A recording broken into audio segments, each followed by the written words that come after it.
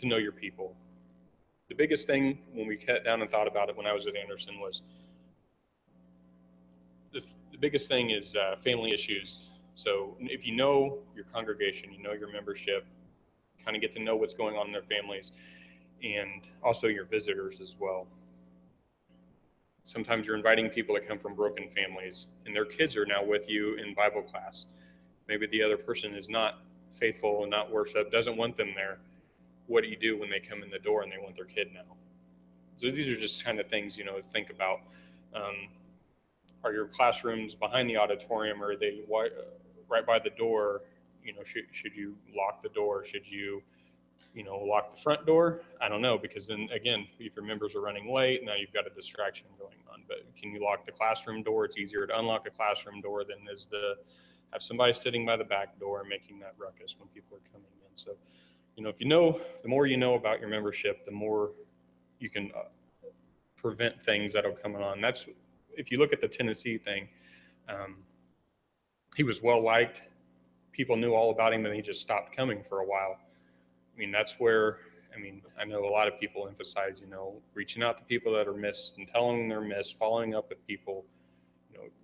As long as you stay on board with people, I think you'll pick up on things that could become issues later faster than waiting for it to come. I think if you read one article to the next, you're going to find different answers on that. The latest one I read said that something about the racial inequality, which is a pretty hot thing right now. So I don't know how much truth there is to that, or if that's just something they're running with. Maybe he said one thing one time, and now that's what they're running with to sell a paper. So you find it more and more, just different answers. But if you look at all the different ones, it's just, there's no common denominator in any of them. It's just something happened, and that's just how they decided that they want to act on their feelings. So the next point is, so know your people and know your area. This area is going to have different needs and things that are happening than where we are in Noblesville, or what's going on in Greenwood, or what's going on anywhere else. So what's going on in the area? What's your biggest threat in your area? Do you have a lot of property damage, vandalism, break-ins? Is your biggest thing cars being broken into during worship service? Is it people coming in asking for money? So just these kinds of things, if you know what your area is, know what the threats are, if you will, in your area, that'll help as well. If it is people coming in with money, when you take the giving, do you leave it sitting on the middle up front in front of everybody for 45 minutes during a sermon? For somebody that needs $20 because their stomach's growling and they haven't asked you yet, and they just see that, that temptation's there in front of them. Or can you put it in a room or back in the back somewhere where it's out of sight and it's out of mind now? Just things to think about like that. Cars, reminding your congregation to don't leave your iPad sitting on their seats. Anything sitting out that's valuable. People just walking by can just see it. Sometimes it's just easier to take that than to go, obviously to work for it and get it yourself. But so if that's the area, I'm gonna talk about Anderson a lot, even no offense, but because this is where we did it. But that was a concern because of the way the parking lot was set up. Kind of like here, the doors, you can't see the parking lot as well. So they actually have somebody now that kind of does a rotation, if you will, just to kind of go out there, look, make sure nothing's happening, nobody's wandering through the parking lot looking at vehicles, and they come back in before, between services and probably once before the lesson type of thing. So just things like that. And another thing is, this is where I wanted to caution you about people,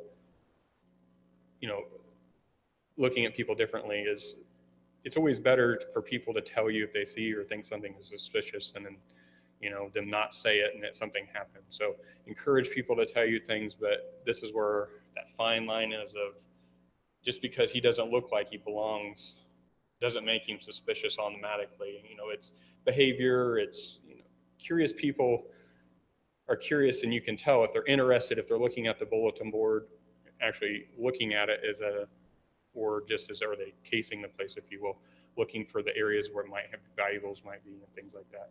So make sure people look and tell you of suspicious activity they see, encourage that, but also, you don't want every little thing being, because then you get that feeling, people get the feeling, I know when I visit places, you're already on guard because you're the visitor, so let's, don't make that any worse because now, we're looking at them, or what are you up to, why are you here, just because they're not in a suit and tie or a dress shirt when they walk in the door. The next thing is to have a plan. Like I said at the beginning, every building's different, so every plan is going to be different. Every need is going to be different. Most of them are set up kind of like this, where the speaker is going to be the first one to see if anything is going on in the back. If you have to have something, if you have deacons or if you have men that are, you've talked to and they're going to, be out there, be the first ones that, confront something. A lot of things, the ones that make the media obviously are the shootings. But a lot of things happen more verbal than they do physical. If you can have people that can de-escalate situations verbally before it gets physical, would probably be better. So if you have people that have that temperament and that can get out there, if you have a code word or a little phrase of saying, I know Mac up in Anderson, his thing was, can we have a deacons meeting in the back real quick? That just meant there's something going on back there that I see through the doors. I need a couple of the guys who volunteered to do that to go back there and see what's going on. It's not always an argument, but maybe somebody is just, maybe they need some help getting in. They don't feel like they can walk in because the service has started, or just to see what's going on.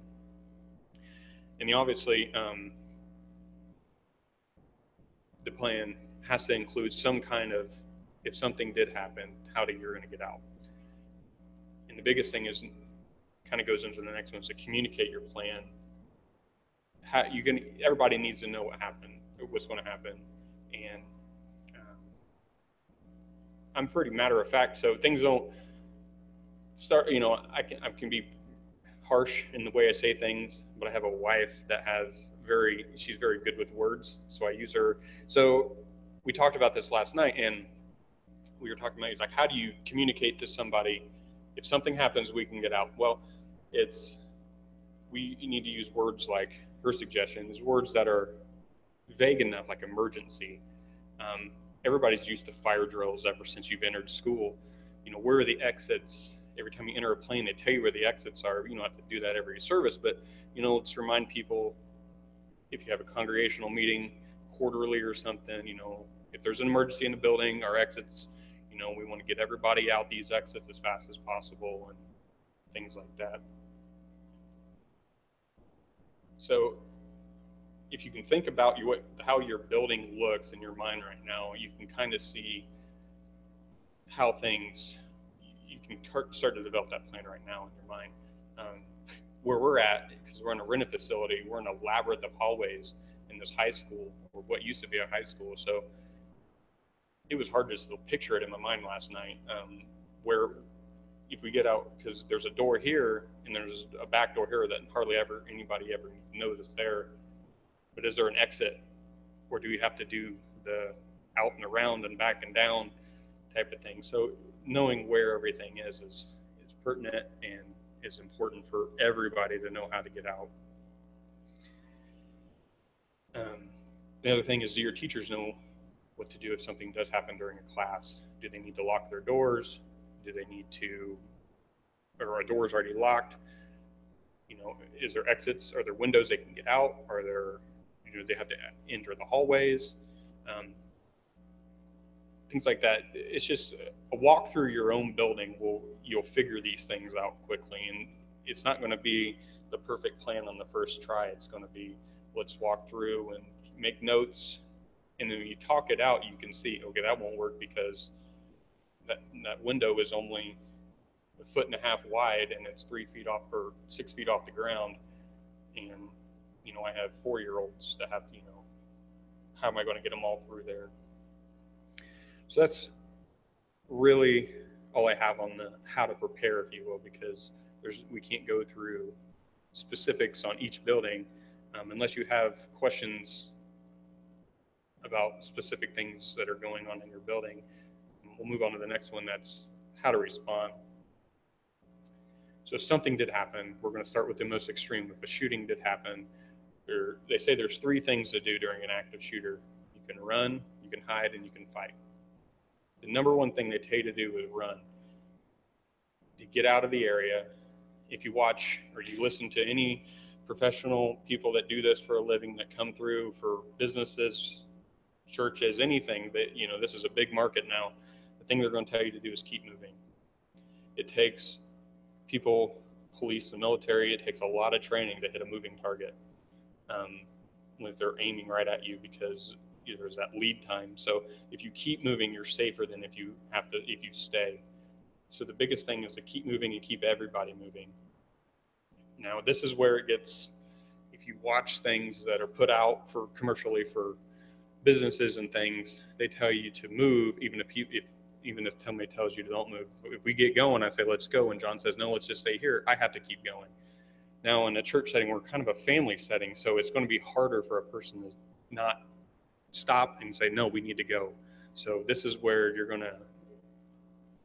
going to be, we need to talk about it. If something happens, we need to make sure everybody's moving and keep going. And another thing is to stay low as you can. A lot of places are set up like this with big wood pews. They can stop or at least deter a lot of rounds that are coming down. Unfortunately, one of the worst places to be is going to be right up front, because you're exposed. But again, that pulpit is big and it's wood usually, unless it happens during class and you just have the little podium. But as long as you're moving, you're usually better than if you're just standing still. So that's the thing you got to keep in track of. The people in the back need to get, they're going to have to move just as quick as the people in the front. So it can't be that bottleneck at the door. Somebody's going to have to get out, hold the doors, whatever's going to need to happen. As long as people just keep moving, you're usually safer than if you just stay there. Obviously, there are times where you can't move. Maybe you're in that classroom where you have that little bitty window and it doesn't have an opening. It's just stained glass, or it's just a glass piece. Now it's time to, do I need to hide right now? Lock the doors, barricade the doors, turn the lights off, and be quiet. That's about as high as you can get. And you only really stay hidden until you think it's safe to move. Moving is the key, and that's what I'm going to try to keep stressing, is moving is the key. So as long as if you have to hide, then only stay there until you think the threat is reasonably past, and you can get out. If you're that first door, if you're right there next to the exit and you don't hear anything, maybe that's the time to make the move, compared to if you're way down the hall, you might have to weigh that a little bit different. And the last thing, obviously, is if you can't run, you can't hide, now you have to, now's the time to fight back.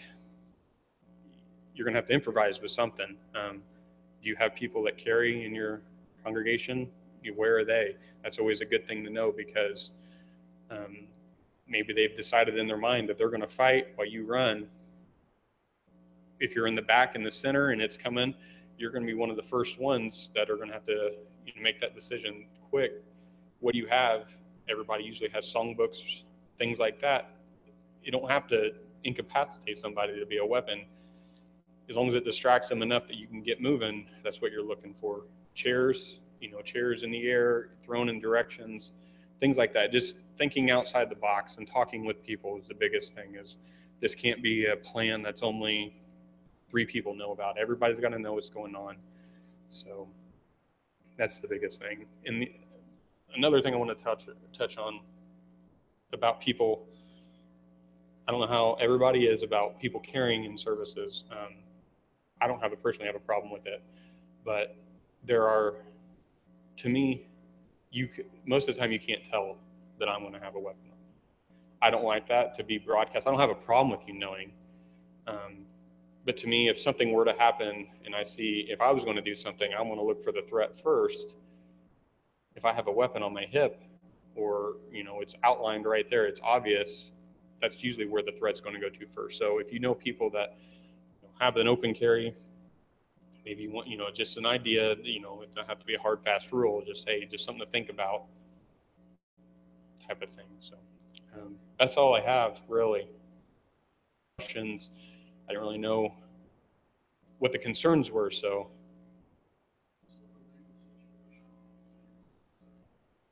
What do you mean? Well, this is private property, and you have a right to defend yourself. So what would happen if somebody did come in and one of your members were to shoot somebody, doesn't matter if they're whatever, that person needs to stay, obviously. It needs to be made safe first. Make it safe. I don't want to say as soon as you hit him one time and it's, then you need to worry about it. You need to make the area safe. If it's not safe, if you shot him twice and he's still shooting and you had to get out the house or out the building, it's still, you need to be safe first, but you need to make sure that person's in the area still or can be reached if they've gone to get to that safe area. You know who it was. If the shooter does go down, make it safe by, getting the weapon away from the area, making sure this is where I have a problem with just leaving them there. Do you need to render first aid? Do you know how to render first aid? 911 always, obviously. They'll talk you through anything as well. So, but as long as you're protecting yourself, there's going to be an investigation. So whoever did the shooting, so if I was to shoot somebody right here and you guys were to go and move his stuff, we're all going to be investigated because now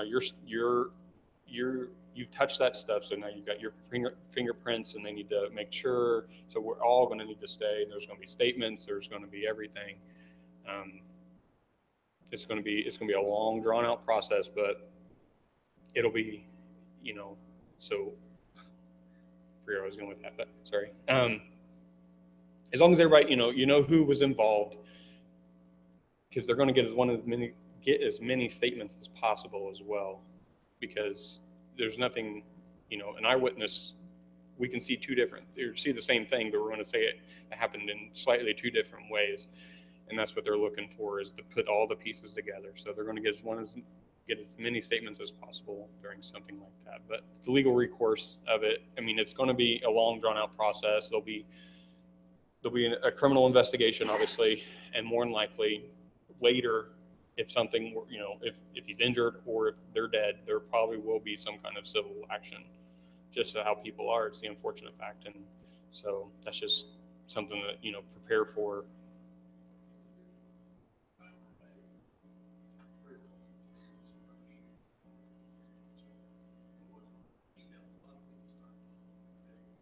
Mm-hmm.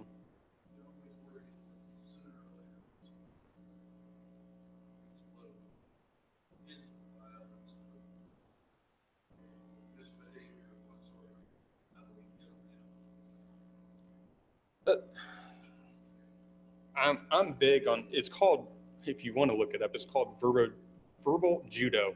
What that is using your words to de-escalate situations. That's what I was talking about earlier, is most of these things will start verbally before it escalates. If you can get them out the door, if it's not, you always need to keep them engaged.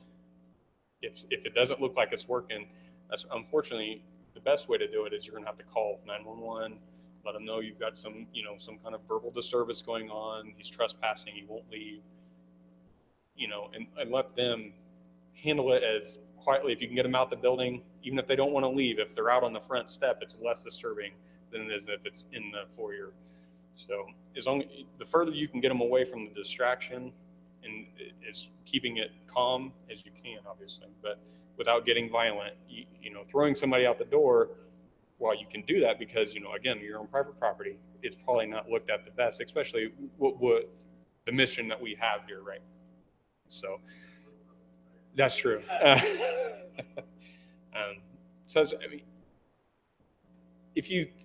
The calmer you talk to somebody, if they keep yelling, it's crazy how calm you can, or de-escalating you can be if you just talk to them calmly. They can yell and scream and yell. Just let them, because sometimes all they need to do is vent, and then let them vent it out and calmly tell them, I understand that, I appreciate that, whatever it needs to be, whatever they're telling you. Obviously, you still need to be listening. Let's say you can't just blow them off, but there might be real concern in there, and there might be something you can actually help them with, and this is just how they've decided to handle it, because their emotions are out of control. But if you can't calmly, let's take this outside. Can we go talk about, can we go talk about this down this hallway here, that we don't disturb everybody else?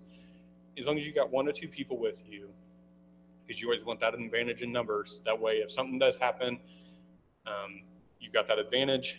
So if you can subdue them and somebody can call the police, that's usually what you want to do. You'll see, and it's unfortunate that as a father, it's hard when your kids are that way. But I tell my wife I can de-escalate everything, but I can't at home. I don't know what it is. I can talk down any argument at work, but when at home, it's just something about it. But you talk calmly to people, no matter how loud they're getting, what's going on. It's remarkable how much calmness will take over that chaotic situation there. So, anything else? Yep.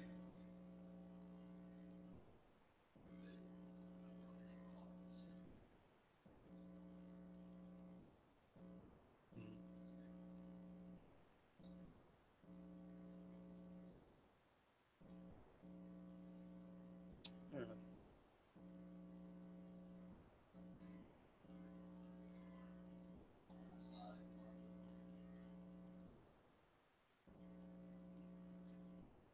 I never thought about that. You could lock the doors, but if you don't feel comfortable, if you have a chime on the door, so you at least know somebody's in the building, um, or if you can, I don't know how your office, if it's set up like up here and you'd have to meet them all the way back in the back every time somebody came in the door. Um, I would definitely want to keep them away, because the unfortunate thing is a lot of people are coming for money, which is how it is anymore. They want what you can do for them type of thing. So if you can keep them away from, where the valuables are, that way they don't think that, well, if he's not going to give me something now, I'll just break in later and I'll get all this. The crazy thing is everybody thinks valuables now that they have to worry about are the TVs and the computers. That's really not it anymore. Those things are so easily tracked now with serial numbers that they can't really do anything with them. So it's just smaller things they can walk out with in their hands are what they're going to look for. So know where that stuff is. If you're by yourself, I don't know. How comfortable you feel with, yeah. Yeah.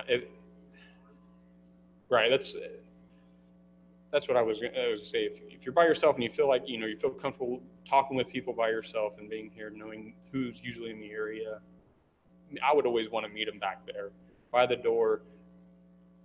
Not only does it keep, they didn't go through this whole area and checked it out and done something you don't know what they've done before you've met them, but also it gives that welcome feeling, if you will.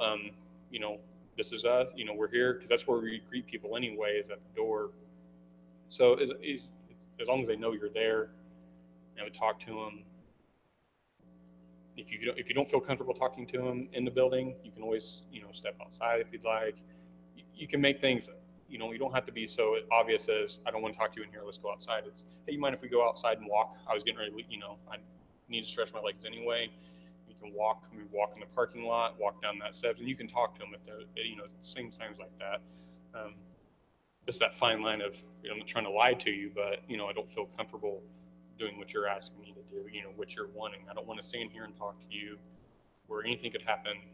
As long as, if it's a busy road like this is, if we were walking out in the parking lot, hopefully somebody would see something if something kicked off.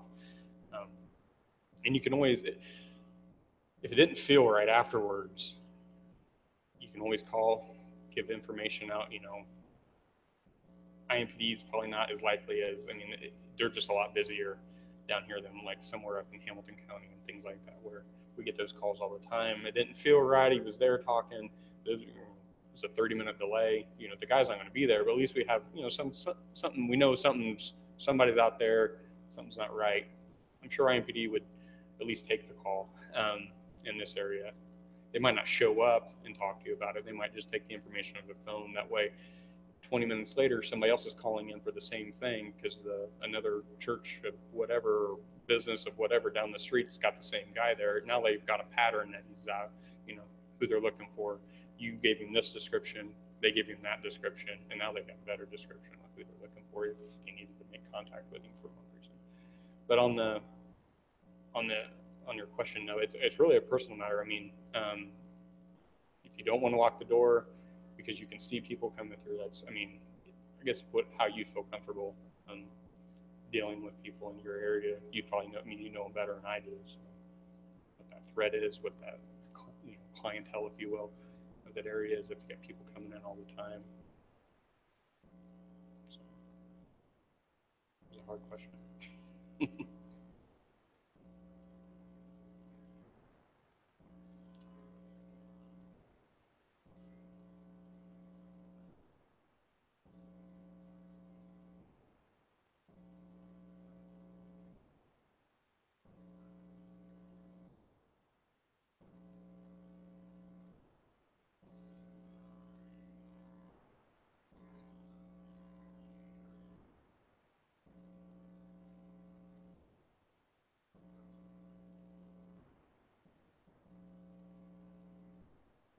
Is there any other questions or anything?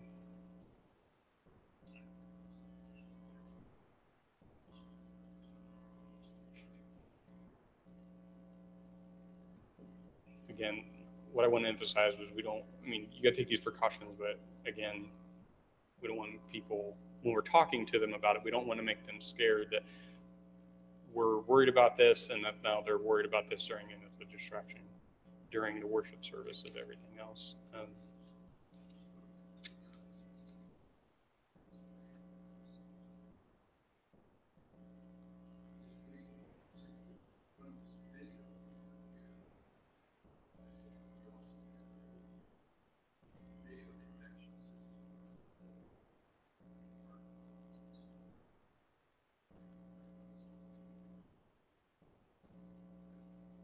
All right.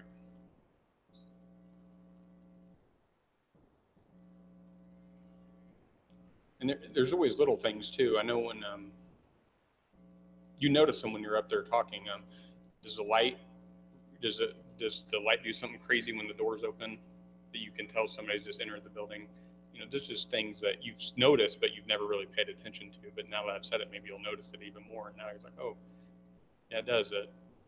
During the lesson, if somebody comes in, it's a bright sunny day, and that door opens, there's a reflection that comes through, and it just closes, or just things that we're you'll notice like that you can pick up on.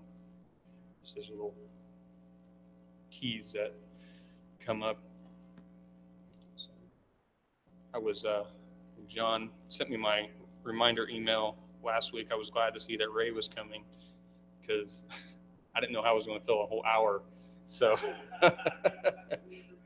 so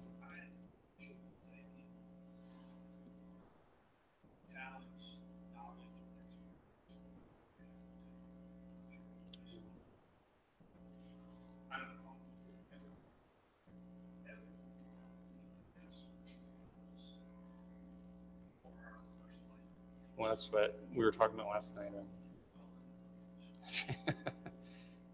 We don't know how to get out of that building other than the way we get in. So we might do some exploring within the next couple of weeks of where these hallways lead. So if there's nothing, I'll turn it over to Ray.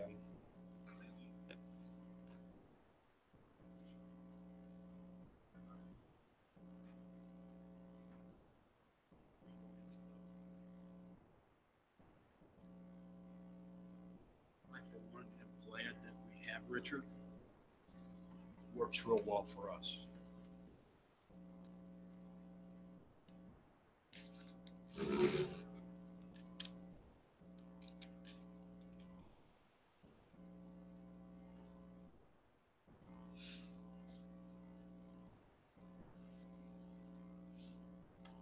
talk about church liability. Church liability is different than liability on your home or even liability on a business. It's probably closer to liability on a business. There was a question asked that I'll address if you don't mind. Shoot someone in the church, and it all sounds very cut and dry. Nothing. You're not at fault. You can be sued for anything. So there's always somebody out there who's going to litigate it. There's a lawyer out there who wants to make a little bit of money, wants to make 1/3 of whatever he can get, and that litigation is there. There are 5 key risks for religious organizations, and I'm going to kind of tailor that to the non-institutional Church of Christ. because institutional churches of Christ have much greater risk on liability than non-institutional churches do. First risk, and the risk that everybody hears about, is sexual molestation. And most people think, well, if I get that on my policy, that's going to cover if we have someone that molests a child. And that's not exactly true, because what it covers is it covers the church. Let's say you hire someone, a minister, or someone to work, or someone to do something, they molest a child. That's an intentional act. It's criminal. It's not covered under the policy. But somehow we've got the idea, because the insurance agent tells us that it's covered. What you're really covering is the defense coverage, because that defense is going to mount up. And if what's going to happen to the case is they're going to come back to the church and say, you should have checked this person out before you hired them. You should have known that they were a molester or a pedophile. You should have known these things. This is where all the big court cases have come in, and how the big numbers that have been given to people, not given, but have court cases where they have given judgments of large amounts of money, have come about not defending the person who did it, but defending the church or the religious organization because they hired someone who did it. So there's a little bit of difference there. But always remember, defense coverage is where you're going to lose most of the money that comes out. Now, some of that defense coverage, it depends on the policy, whether it's inside the limit of the liability or outside the limit of liability. If you have $1 million policy and you run up $1 million in defense coverage, the insurance company could say, hey, we're done with you. There's no more money to pay out for anything. But if there's outside the defense coverage, which some policies will cover the defense coverage on the outside, then you have separate for that. So kind of keep that in mind. Although in non-institutional churches of Christ, we don't have very many that I know of. I can only recall one, well, and actually it was an institutional church here in Indianapolis on the south side. They had a lock-in, and one of the deacons seduced one of the young girls, and that resulted in a lawsuit, which they lost. Well, I can't even remember the name of it now. I can tell you where it is. If you travel down I-65, going south and look on the right-hand side, there's a Church of Christ that sits off to the right, southeast. Well, no, that's 465. Keystone, that's what it is. It's Keystone. This happened more than 30 years ago.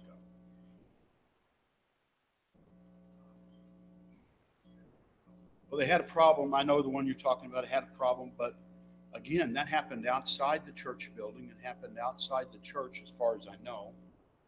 And although that person went to prison, as far as I know, nothing was ever paid out by the church on behalf of the person who did it. Plus, the fact is, how does the church, if something happens outside the church building or outside the purview of the church, it's not likely to result in a judgment. It is likely to result in a lawsuit. So that differently. There's negligent selection there. That's where you usually get sued for it. Negligent retention. You know that this person is a stinker and you keep him. Negligent supervision. You don't watch them. And this can happen. Most of us, when they build a new church building, what do they do with all the doors in the classrooms? They're glass. There's always a glass piece in the classroom so that you can see in. Some places have even said we have to have 2 teachers in the classroom at a time, which would be very difficult for us. We have difficulty getting 1 teacher in the classroom. And we have a fiduciary duty toward those children that are there in church liability. So we have a duty to prevent it, and it's not likely to happen in the non-institutional church.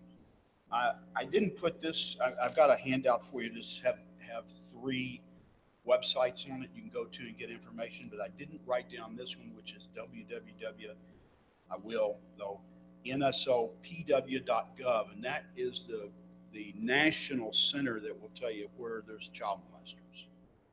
And so you can check anybody out on that center before you hire that person. And it doesn't go back 1 year. It goes back as far as this person's been alive. Yes.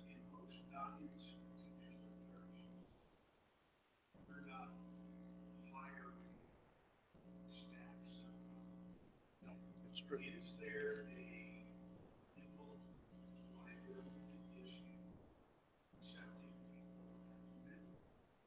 people that might turn out to be a molester? As I said, you can be sued for anything. And yes, I think there would be a legal issue there if you knew of someone.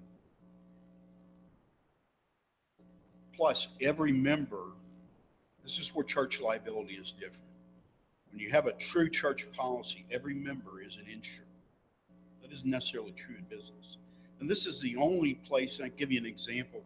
Somebody goes out in a parking lot and falls, and they slip and have to go to the hospital and get, a broken arm or whatever taken care of.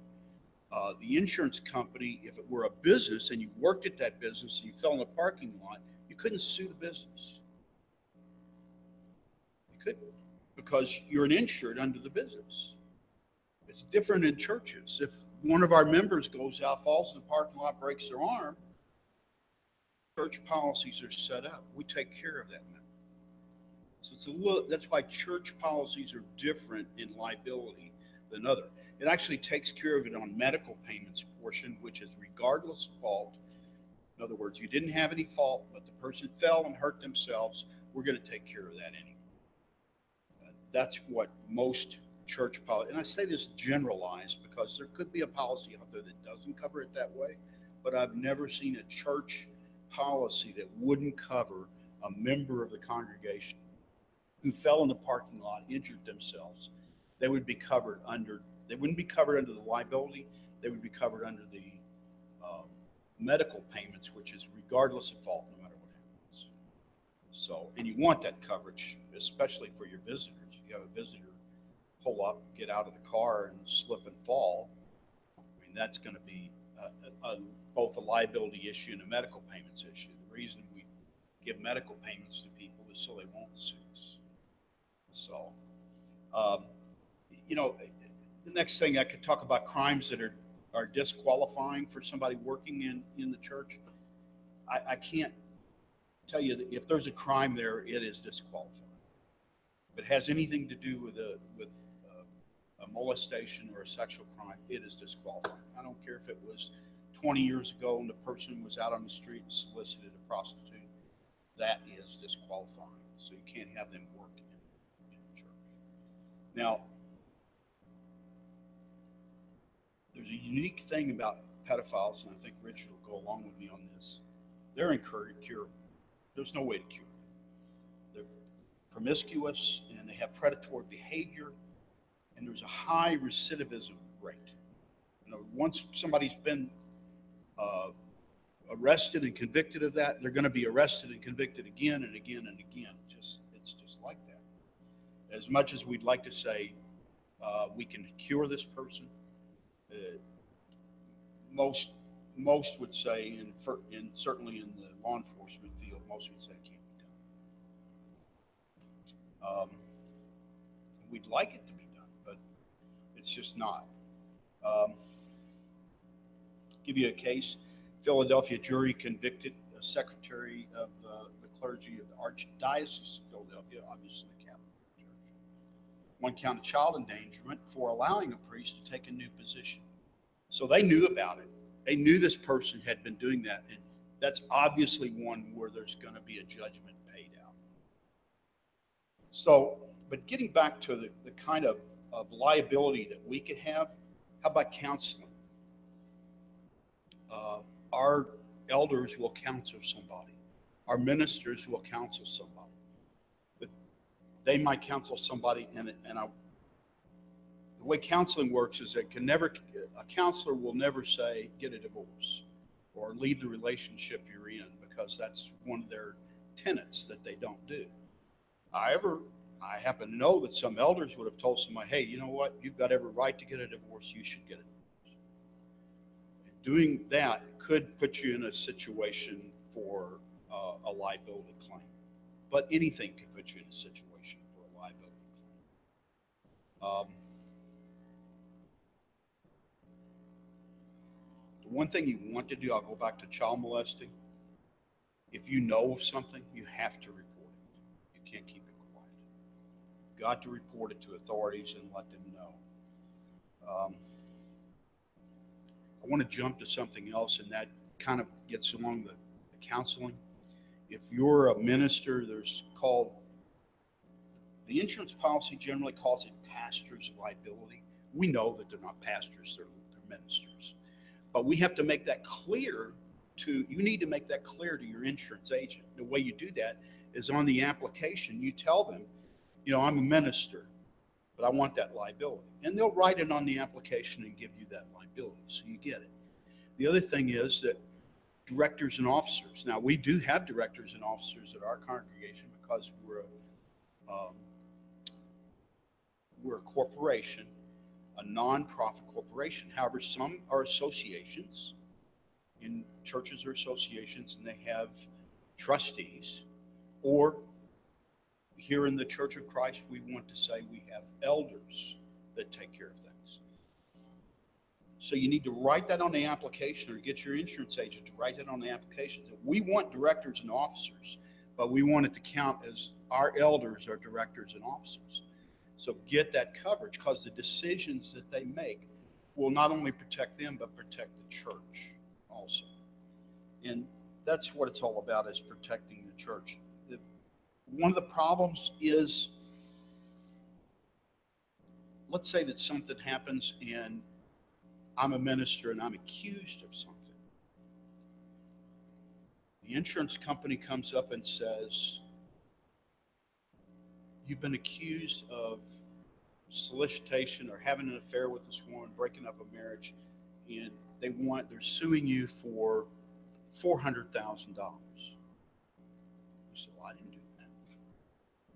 Well, we decided to settle for $50,000. We're going to offer the person $50,000 to go away. The insurance company says that. And you say, well, I don't want to do that. If I do that, that's saying that I'm guilty of something. There's a thing called a velvet hammer, which comes into issue on police officers who have malpractice insurance also. And that velvet hammer is, if you don't accept the $50,000 that they're offering this person, and it goes on to trial and the $400,000 is offered, you owe the $350,000. Doesn't seem fair, does it? That's why insurance companies have rooms full of cash. That's why they get to keep the cash and we don't. Any questions about that? Because that's usually a big question that people come and say, well, why can't I just say I don't want to settle? And you can say you don't want to settle, but they use the velvet hammer on you. Say, okay, you don't want to settle, that's fine. But when it does finally settle, we're only going to pay the offer that we originally wanted to settle for. Now, nobody's shaking their head. It doesn't seem fair, does it? It doesn't seem fair to me. It doesn't seem right, but it isn't always right that we get involved. Let's say that, and by the way, I do this. I pick up a lady that's 95 years old. I pick her up in my car. I drive her to the services and help her out, help her inside. And then me or somebody else takes her home. Let's say while I'm taking her home, I get in a car accident and she dies.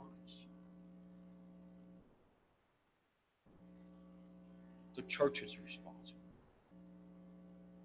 And I'm responsible. So the church will have a thing, and it's in all of your policies, called non-owned vehicle coverage. Somebody in the church, remember, every church member is insured under the policy. So every church member being insured is insured under that policy. So if they're driving their car to help somebody to and from church and there's an accident, then yes, your insurance will cover, but then your insurance company is going to say, what were you doing? Well, I was volunteering to take a person home from church. Okay, no problem. And they get with the church insurance company, and they coordinate insurance, and it becomes an issue there. So that's a coverage that's on your policy, or should be on your policy in the church. Most places don't buy vans or anything that are non-institutional. Don't have vans, but a lot of the institutional churches do. So they get in a lot of problems with the 15 passenger van. I'm sorry. The 15 passenger van has a turnover rate that's greater than other types of vans, and because of that, you have more risk involved. So I would say if you have one, you need to have a larger insurance policy. So yeah, I can remember when churches had $300,000 of liability. Now most of them have $1 million per occurrence, $2 million aggregate, or in our case, I think we have $2 million per occurrence and $4 million aggregate. So we can stand a pretty large claim if it happens without dipping into the church treasury. So it's just look at what can happen, and you have to have that. You have to do risk management to determine what you've got that could cause a risk. I don't know, is that the door to the baptistry? Okay, can I walk over and open it up?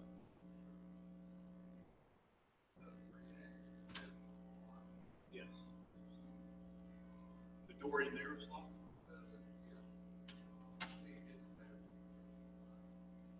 We had a case this past year in Indianapolis where a child, 4 years old, fell into a baptistry and died.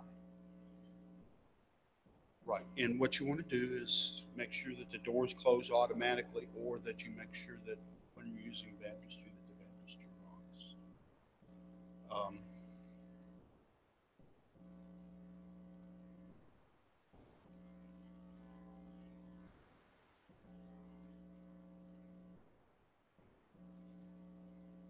You have coverage on the.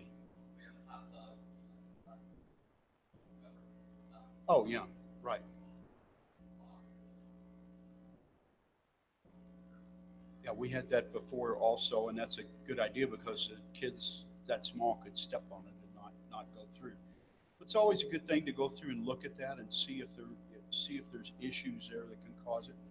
Like I said, we have a lot less chance. Do we have a chance of the Grace Church over in Noblesville 2 years ago, I think, had a barbecue, exploded, killing one person, and barbecue outside in the parking lot. Exploded, killing one person. Yes, there was a large liability suit based on it.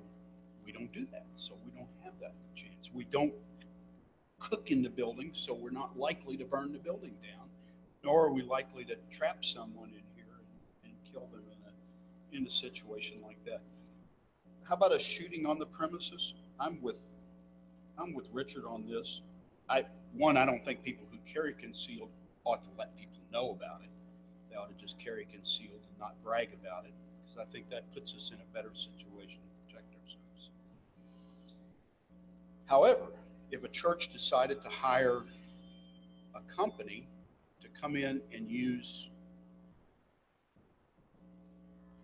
be guards with weapons, then we put some more liability on the church.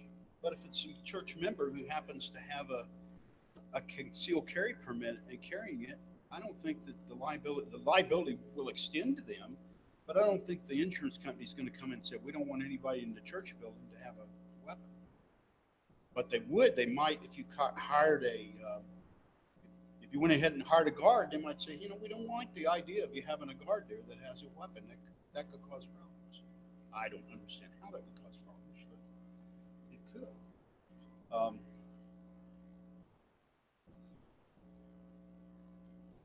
And there's checklists on security guards if you're going to hire them, how to do it. 40th and Emerson Church of Christ had I don't know if they still have a guard or not down there. I did know the guard that patrolled the parking lot, took care of everything, and they needed it because they had a real situation of people breaking in cars there and never knew who was going to be there or what they were going to do. You mentioned video cameras. I think that's a great idea. And I think the insurance company, when there is a video camera, will say to you, you know what, I think we can give you a credit for that. Give you more money off the cost of your insurance because you're taking a proactive view of what can happen. So video cameras not only help in protecting you, but they protect you against a lawsuit in the parking lot where somebody slips and falls. Maybe they slipped and fell, or maybe they didn't. So the video camera would have the evidence of that happening.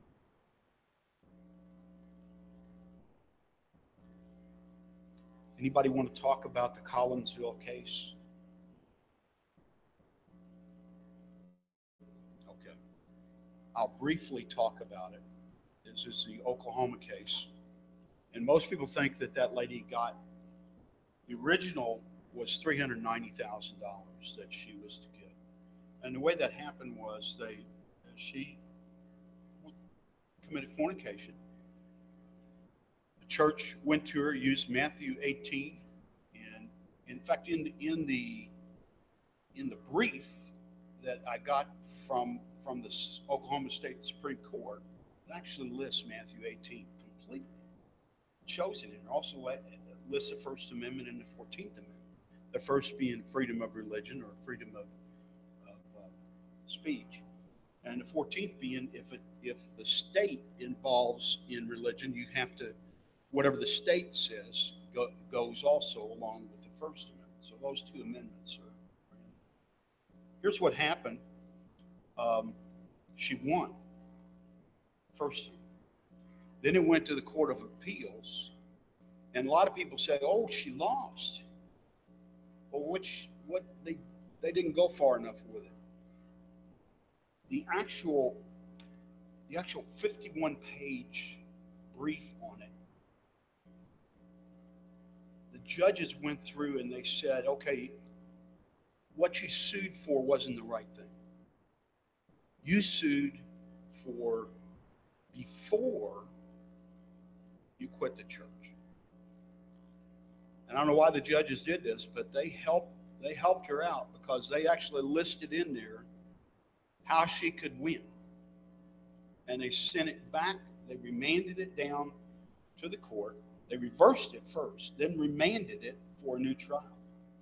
Did you all ever hear of a new trial? There was no new trial. Why is that? Because the insurance company looked at that and said, here's some money. Go away. They didn't pay her, I don't think, $390,000, but they paid her something to go away. Because what it really boiled down to was not that they got up and they read the letter and embarrassed her in front of the congregation, but because after she sent them a letter and said, I no longer want to be a member of the church, they not only withdrew afterwards, they sent to 4 other congregations the letter, which amounted to 5% of the population of this small town, which she would have won on that. Now, however this came out, I don't think the church should bow down to the state or to the government. If we need to withdraw from somebody, we withdraw from them. We do what we're supposed to do. But I do have a piece of advice, and I've used this piece of advice for every congregation that I've written insurance to. By the way, I'm not writing insurance anymore. My son will do it if you all need it. But this piece of advice, if you have to withdraw from someone and you're reading that letter from the pulpit, ask anyone who is not a member to step outside.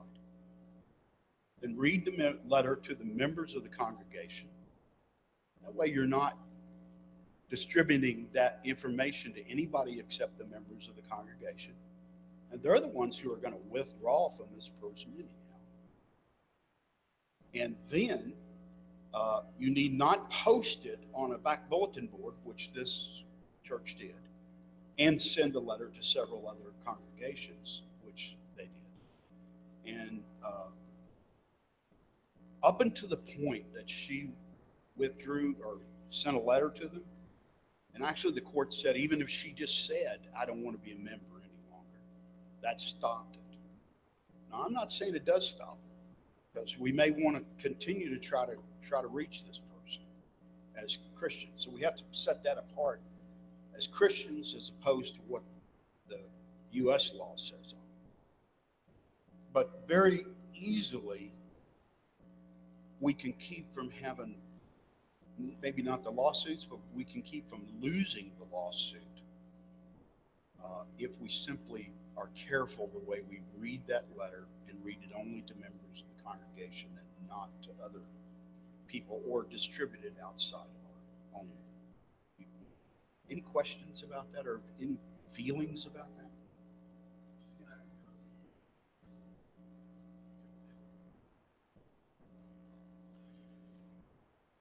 I think that'd be up to you. I think, yes, it would. You're talking about somebody who, after they've been withdrawn from, or they run to the other congregation before they're withdrawn from and try to get membership at that congregation.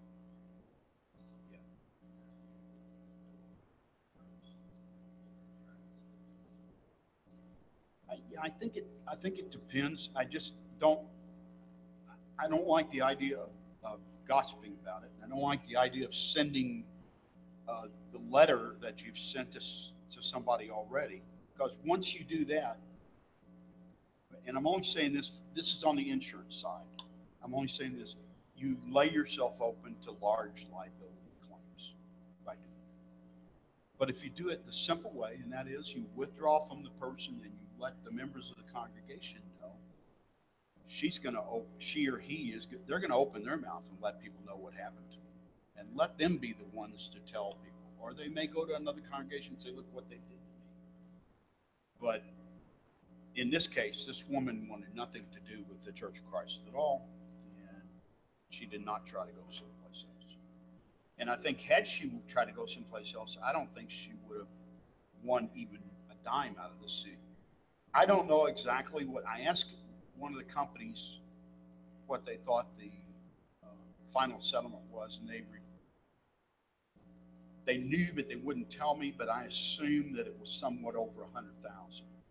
But it wasn't the $390,000 that she originally got, because she was getting that for the period of time before she sued for the period of time that they embarrassed her before she left the church.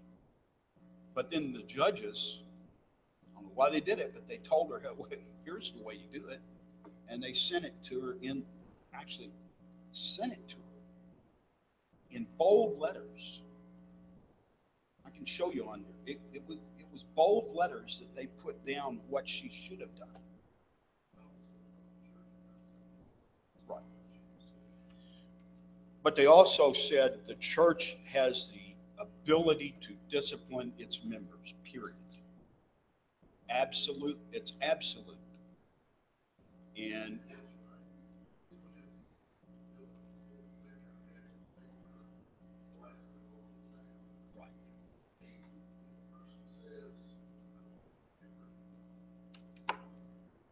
they've withdrawn themselves from.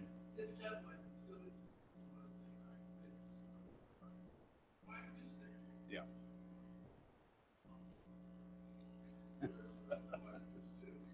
Yeah. Well, yeah. Go ahead.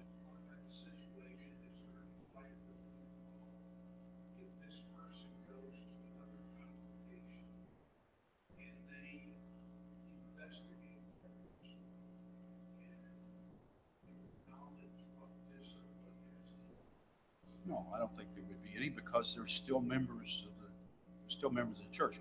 What this church in Collingswood was saying was, once you're a member of the Church of Christ, you can never leave.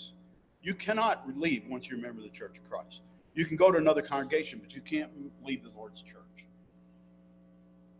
I couldn't argue that point one way or the other, really. I see what they were saying in one way, but I'm not sure I like the way they were saying.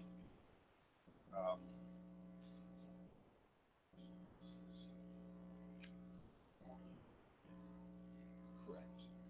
Yeah. they were pretty, it was pretty interesting, the entire case. But what really I thought the judges did wrong was actually bolding that, it was in all caps. What they said it was like three different things. Well, but they first said that the Church of Christ had every reason in the world to discipline anybody who was a member of their church. Period. There's no way around it. And I thought, have you ever thought about this? In Tennessee, they're trying to pass or have passed a law that says you can't have Sharia law. Have you ever thought about that? What that does to the Church of Christ? If they pass that law and say one church or one religious organization can't have its own set of disciplinary rules, what does that do to all the other religious organizations? Well, the First Amendment says, yes, we can have it. The only difference is that if it is the safety of the public, which I think Sharia law would make the safety of the public and private people, we should worry about safety. But that's one of the reasons that the Church of Christ, because what safety is there in we withdraw from someone in order to bring them back to the Lord's church? That there's no safety issue there, and that's what the court said. However, once they say, I no longer wish to be a member of the Church of Christ, then that cuts it off. How about this? Let me give you one other thing to think about. Can we mark that person? Many preachers I've talked to will say, no, marking is the same as withdrawing. I don't think so. What do you think? To mark a person?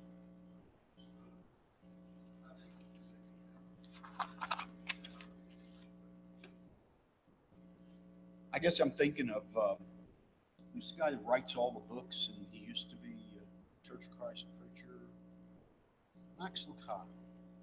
I've marked him in Bible classes. I've said, this guy, this is wrong what he's doing, and some of the things that he believes. That's marking someone. So there's difference, I think, in marking someone and withdrawing. I'm agreeing with you.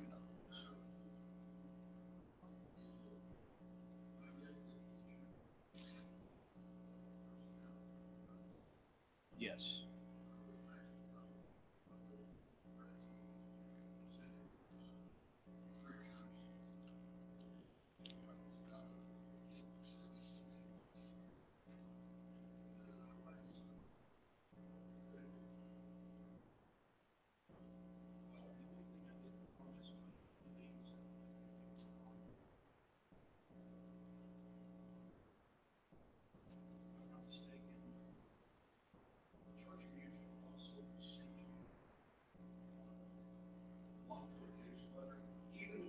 Have insurance with them, because I've gotten it for several years. They really want to share information with you. That's all I have. Sorry I wasn't as entertaining as Richard. I appreciate it.